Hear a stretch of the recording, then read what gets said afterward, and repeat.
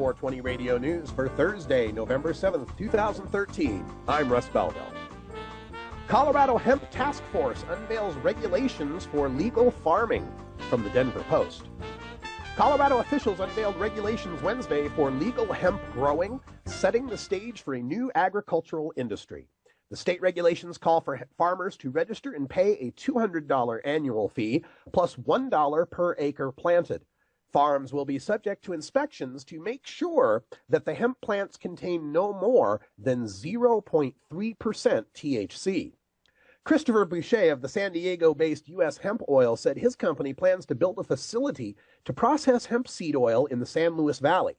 The plant initially could employ 6 to 8 workers and grow to 50 or 60 employees, depending on the acreage planted in Colorado.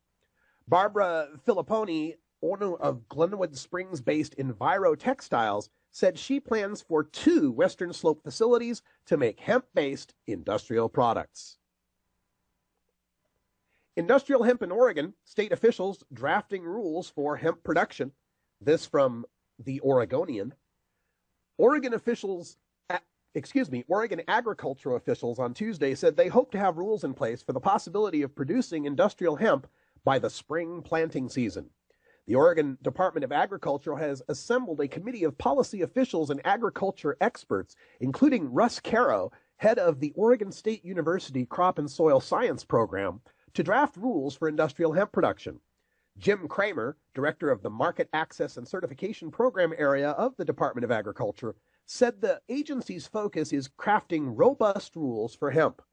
Meanwhile, U.S. Representative Earl Blumenauer will host a public hemp forum Saturday in Portland. The Portland Democrat is one of the plant's biggest boosters in Congress. Oregon is one of the 7 states with laws that permit the production of industrial hemp, a non-intoxicating relative of marijuana grown for its sturdy fiber and seeds. The agency hopes to get clarification from the federal government on hemp by the time the rules are drafted. Bill Montgomery is prosecuting a medical pot patient for 1 piece of THC-infused candy, from PhoenixNewTimes.com.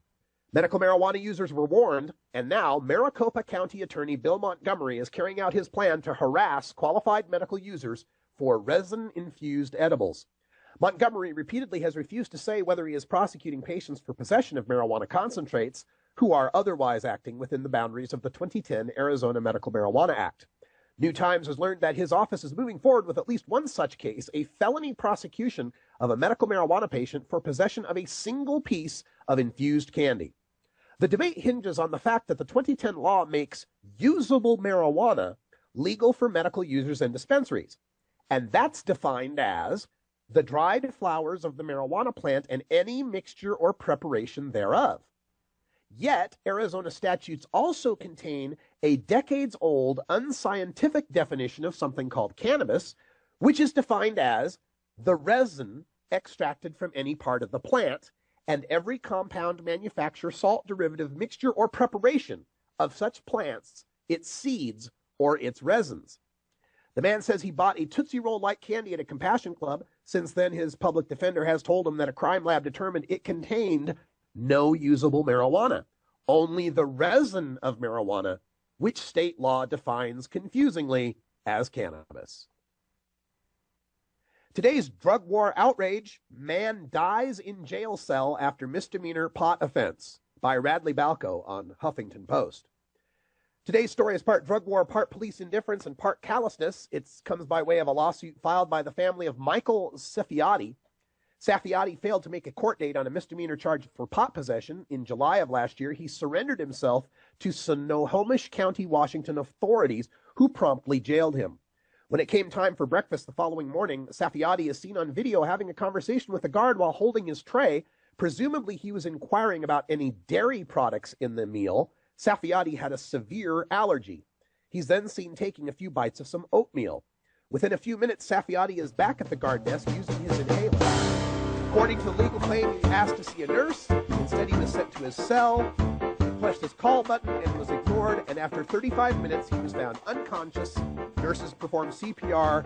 He was pronounced dead a half hour later. This is your 420 Radio News for Thursday, November 7th, 2013. I'm Russ Belville.